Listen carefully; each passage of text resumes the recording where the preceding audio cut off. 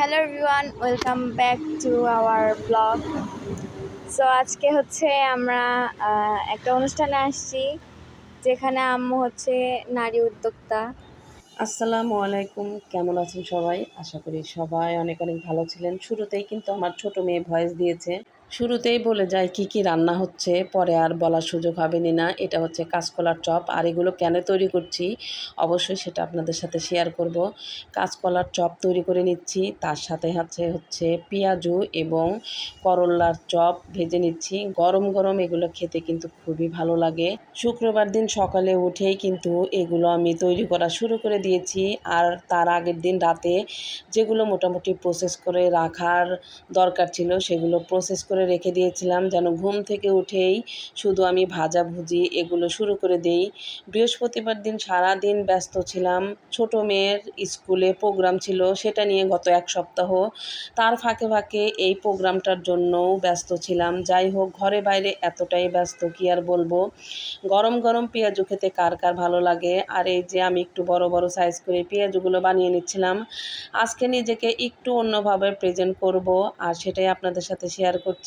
শুক্রবার দিন সকালবেলা বাংলাদেশ উন্মুক্ত বিশ্ববিদ্যালয় বনানী বগুড়াতে জুলাই গণ অভ্যুত্থান উপলক্ষে ছিল ফ্রি মেডিকেল ক্যাম্প। বাউবিতে যে স্টুডেন্টরা পড়াশোনা করে বা বিভিন্ন প্রতিবন্ধী ছাত্ররা আছে তাদের জন্য রয়েছিল ফ্রি মেডিকেল ক্যাম্প এবং রক্তদান কর্মসূচি। এরকম সুন্দর একটা অনুষ্ঠানে আমার আসার সুযোগ হয়েছিল। অনেক ডক্টররাই কিন্তু এখানে এসেছিল, তার মধ্যে আমাদের প্রধানমন্ত্রী তারেক রহমানের যে ব্যক্তিগত চিকিৎসক আছে ডক্টর আ.ন.ম মনোয়ারুল কাদের বিটু রাতে। যাই হোক, তার সাথে আরও অনেক ডক্টররাই ছিল।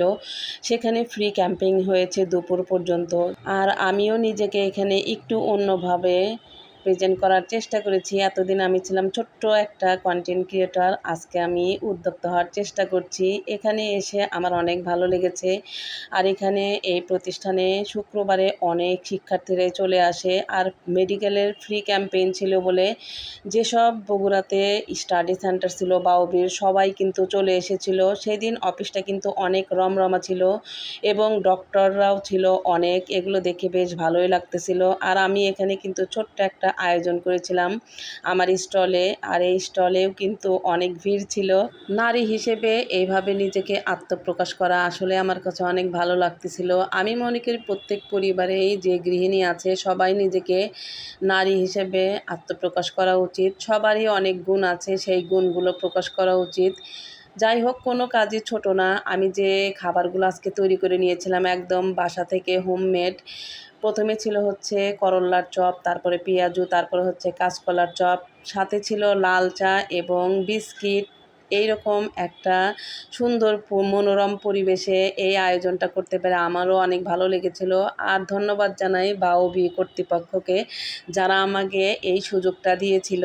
আমাদের এই বর্তমানে ডিজিটাল যুগে কোনো নারী কিন্তু বসে নেই, যে যেখানে আছে সেখান থেকেই কিন্তু কোনো না কোনো কিছু করে আত্মনির্ভরশীল হয়ে উঠছে।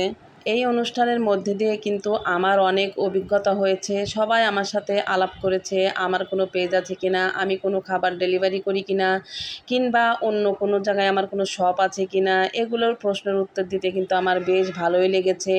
এবং অনেকে সাজেস্ট করেছে যে আপু, আপনি আমাদের অমুক প্রতিষ্ঠানে এসে কিন্তু প্রতি শুক্রবারে এরকম হোমমেড খাবার নিয়ে বসতে পারেন, তাহলে আপনার সেলটা ভালো হবে। যাই হোক, সবার এরকম কমপ্লিমেন্ট পেয়ে আমার অনেক ভালো লেগেছে। আসলে এরকম একটা কাজ করতে গেলে সবাই যদি একটু উৎসাহ দেয় তাহলে কিন্তু আর একটু এগিয়ে যাওয়া যায়। তবে সব ভালো কাজের মধ্যে একটু নেগেটিভিটি থাকবেই, সমালোচনা থাকবেই, সেটা হাতে গোনা দুই একটা। সেটা নিয়ে মাথা ঘামালে চলবে না, সামনের দিকে এগিয়ে যাওয়ার চিন্তাভাবনা করতে হবে। সব মিলিয়ে আজকে আমার এইখানে যে উদ্যোক্তা হিসেবে নিজেকে তুলে ধরা, এটা আমার কাছে খুবই ভালো লাগছে। এখানে কিন্তু বিভিন্ন টিভি চ্যানেল থেকে রিপোর্টাররা চলে এসেছিল। তারা এখানে এসে কিন্তু আমার এখানে চা নাস্তা করেছে, আবার আমার সাথে অনেক গল্পও করেছে। যাই হোক, শুক্রবারের দিনটা আমার জন্য স্পেশাল একটা দিন ছিল। নিজেকে নতুনভাবে সবার সামনে প্রেজেন্ট করার একটা অভিজ্ঞতা অর্জন করে ফেললাম। তো আজকের ভিডিওটি এই পর্যন্তই, আর বড় করতে চাই না। সবাই দোয়া করবেন সামনে যেন আরও ভালো কিছু করতে পারি। এখন তো ছোট্ট একজন কন্টেন্ট ক্রিয়েটর, পাশাপাশি যেন একজন উদ্যোক্তা হয়ে গড়ে উঠতে পারি। ভিডিওটি আপনাদের সাথে শেয়ার করতে পেরে অনেক ভালো লাগলো। আজকে বিদায় নিচ্ছি। আল্লাহ হাফেজ।